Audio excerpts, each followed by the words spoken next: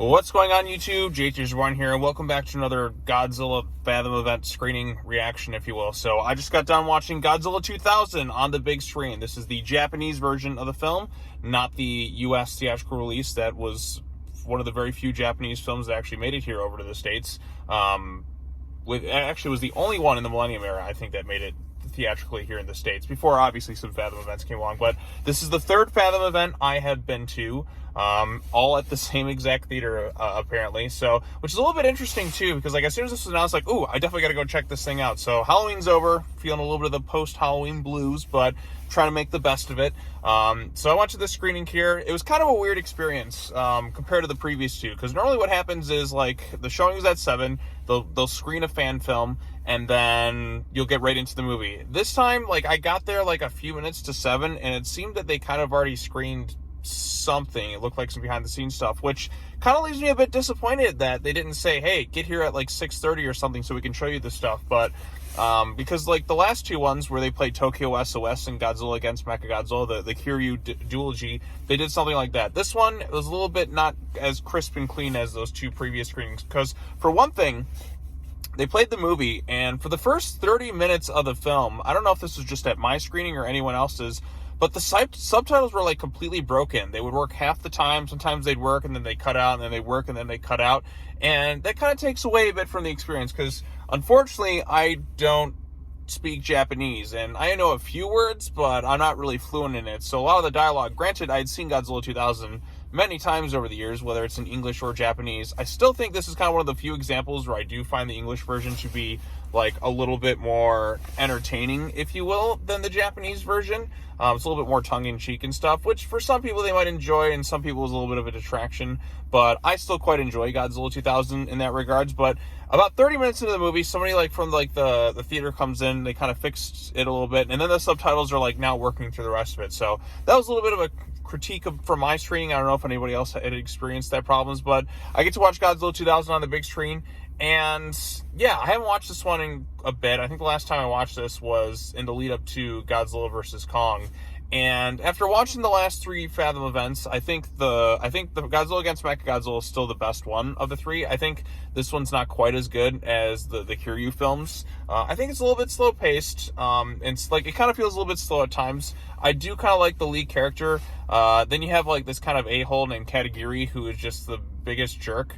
This is kind of one of those examples where I feel like the US version has a little bit more fun with it, makes them a little bit more entertaining. Like, they'll kind of add in some little bit tongue-in-cheek lines where it's like, nice try, asshole. I don't know, that just makes it a little bit more fun for me personally. And then instead of this one where it's kind of play a little bit more straightforward. But again, like, I think either version you're fine watching them, but if you want something a little bit more fun, tongue-in-cheek, then you can probably watch the US theatrical cut of Godzilla 2000. Godzilla 2000, it's not the strongest within the Millennium era of Godzilla films. I mean, personally, I still think the like, it's kind of like this, and like Godzilla vs. Megaguirus are kind of at the bottom in terms of the Millennium series, at least in my humble opinion. I like the two Kiryu films more. Final Wars is a lot more entertaining. I mean, Final Wars is a pretty good time. And then GMK is obviously the best of the Millennium series, without question, in my opinion. So, but like I said, I do enjoy this one overall. Like I said, some of the action bits now, like I said, it just feels like rather slow. Because like there's a lot of stuff that's like kind of takes a bit to kind of get going upon rewatching it. But there are some pretty cool shots of Godzilla through it. There's like one where they're kind of driving away. You can kind of see him in the background, if you will, like right behind them. I kind of like that element. We also get Orga in this thing, and I think Orga is a pretty cool looking monster. Doesn't get like as much to do because Orga really just kind of shows up at the end of the movie, because we're kind of like with this UFO thing. The CGI does not hold up very well. There is one really bad shot of Godzilla as he's swimming underwater, which I would have much rather seen practical, because like I said, the Heisei era did a lot of practical like effects and elements. And who keeps messaging me like this? So sorry, as soon as I'm getting this like talking. So like I like the practical elements more of the Heisei era with some of the stuff, because like they didn't really utilize CGI. They had to find some practical means to do so. But 2000 was a little bit experimental. It came right after the events. It came right after the release of the 1998 American Godzilla film, which left a bad taste in the mouths of a lot of fans. So then Godzilla 2000 comes in to kind of like bring it back to that kind of Toho like goodness, if you will. And in a lot of ways, it does exceed. I kind of like the way Godzilla's atomic breath looks in this one. It's not quite blue. It's a little bit like kind of like like reddish in a way, but not quite. It's kind of like this like bizarre color palette, but it is a unique one. Like that is distinctly the Godzilla 2000 Atomic Breath.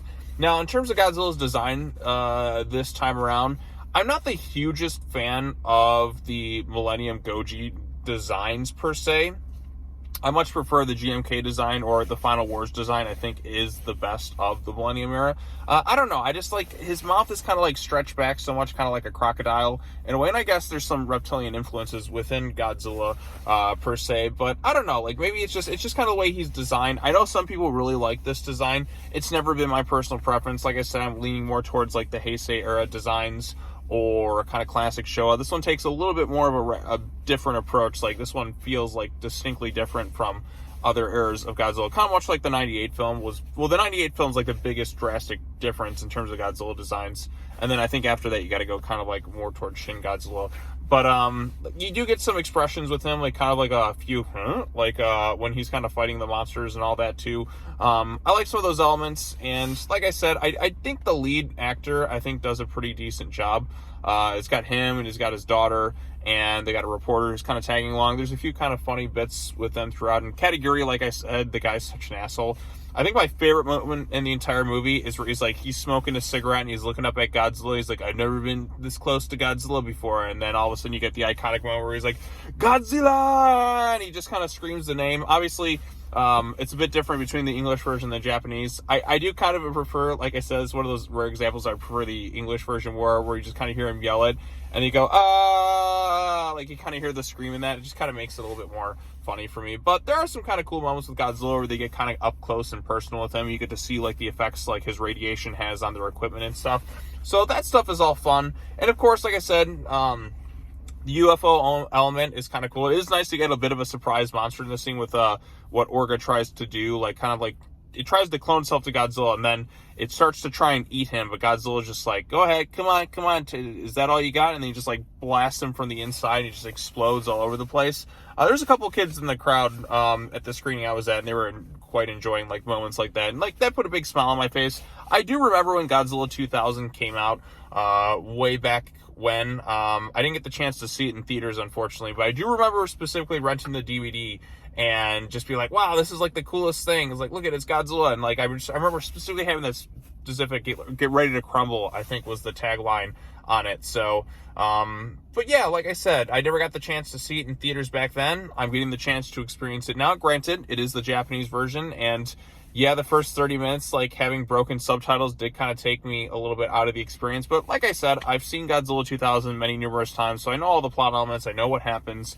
But it would have been nice to have it kind of working throughout it. And plus, like I said, I don't know if they specifically were showing like short films like right before the start of the movie, in which case I think it's a little bit ridiculous, because I think those should have started at 7 when the movie started, not like 15-20 minutes beforehand. Because the one time I can't get to the theater early, and then they start kind of showing some stuff. So if anybody watched the Fathom event tonight, did you get to see any short films before the start of the feature, or was it just kind of like maybe some behind the scenes stuff? Because I caught kind of a glimpse of them like a little behind the scenes filming stuff for like another like Godzilla film, if you will, if it was a short film or not. It was kind of like I got there like within 5 minutes before the movie started, because like I said, my previous 2 Fathom event experiences, they began with the short film. So this felt a little bit more disorganized than the previous 2 Fathom events. Because like I said, my ticket was for Theater 10, or like my online ticket said Theater 10. I scanned my stuff, and then it got moved to Theater 1. So I think the moving around of a lot of things at this particular theater, because it was the only one showing it in my area, caused some issues with the way things were kind of screened, if you will. But yeah, so like I said, Godzilla 2000, I still like it. It's not one of the best Godzilla films. But there are some like good aspects to it. There's some aspects to it where I was like, yeah, kind of like the action's not quite as like fast paced or crisp or clean as some other entries in this series. I think like Megaguirus' fight scenes are a little bit more exciting. Like GMK, that one is an incredible Godzilla film, one of the best in the franchise. Has more exciting action bits in that too.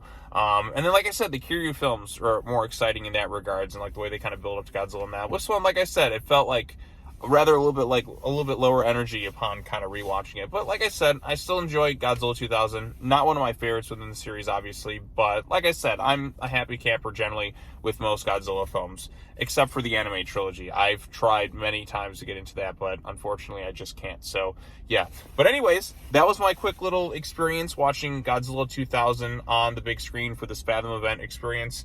I had fun doing so. Hopefully Toho releases more stuff in the near future. I know this Friday is officially Godzilla Day, so I'm surprised they didn't screen this one on Friday. But hey, you know what? We're going to get Monarch Legacy of Monsters this month, like 2 weeks out or something like that. And then we're also going to get Godzilla -1 within the next 30 days or so. I think it's going to have some release screens. I know stuff's going to be releasing overseas in Japan, and I'm going to do my best to avoid spoilers because I don't want to know too much going into that movie. I want to be generally more surprised and not kind of have everything revealed to me, if you will. I know it's going to happen. I know it's going to happen. I just know it. But I kind of want to go into it like not knowing as much and just coming away having a really good time. So, yeah, that's all I really have to say about this movie. If you've seen Godzilla 2000 or if you got the chance to watch the Fathom event screening like I did tonight, let me know what you thought of it in the comment section down below. Did you have any technical issues like my screening did?